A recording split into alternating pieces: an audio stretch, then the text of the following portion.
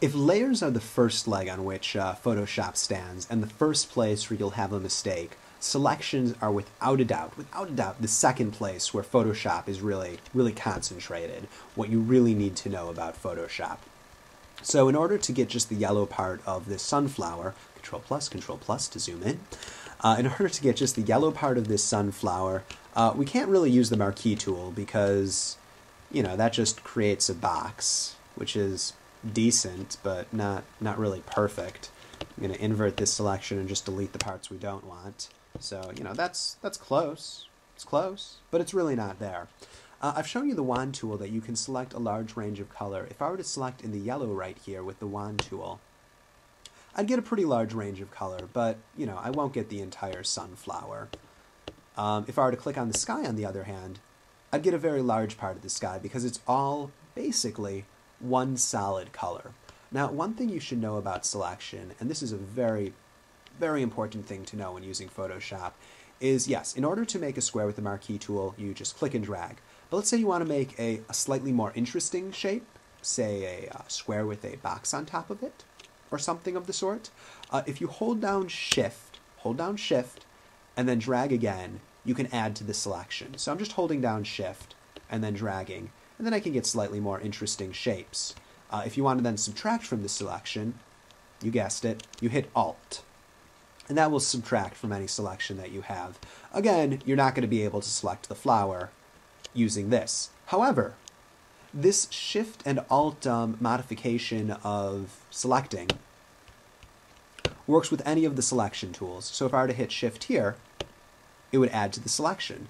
Hit Shift here, also add to the selection. Shift, Shift click, and let's actually add this flower in as well.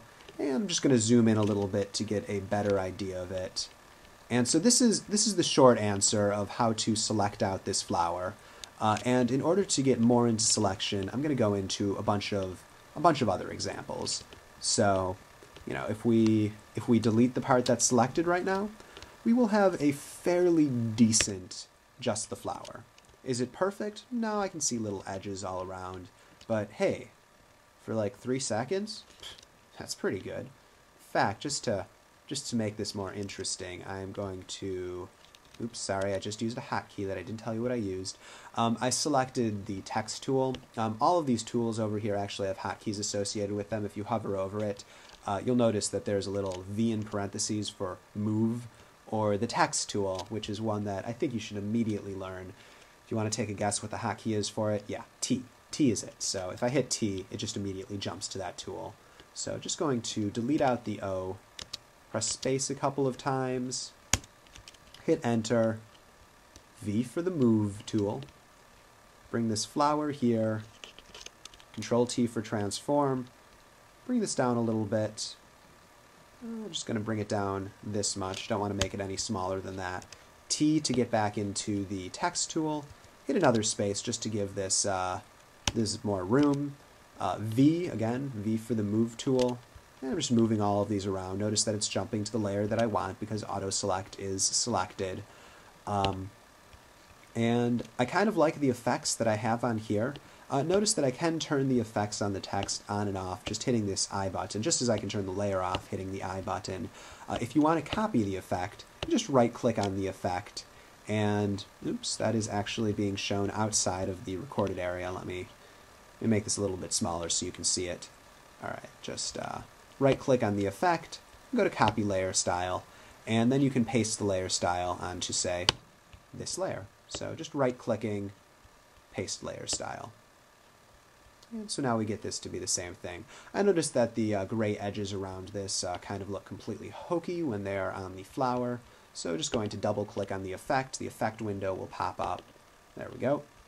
And do I want to get rid of the stroke completely? Let's see what happens when I turn this off. Or do I want to just make it so it's slightly smaller size, make it a stroke of just 1 pixel, or even 2 pixels? That looks fine. No, it doesn't. That looks awful. We're not going to give it any stroke at all. Alright, so there we go. Just going to keep it like that. Move this over to the right with the nudge tool a little bit, making sure I'm on the right layer. And you know what? We're going to keep this as a very short lesson. Just kind of move these over. In the next lesson, we're going to get more in depth with all sorts of different selection. I'm going to call this finished. Obviously, I'd want to go in, refine the text, figure out exactly what I want to do with the pictures, as these pictures right now are embarrassing. It's a lot of the sunflower, and I'm just going to end this right here. And in the next lesson, I'll get into selection in a lot more depth, and it'll be a good session.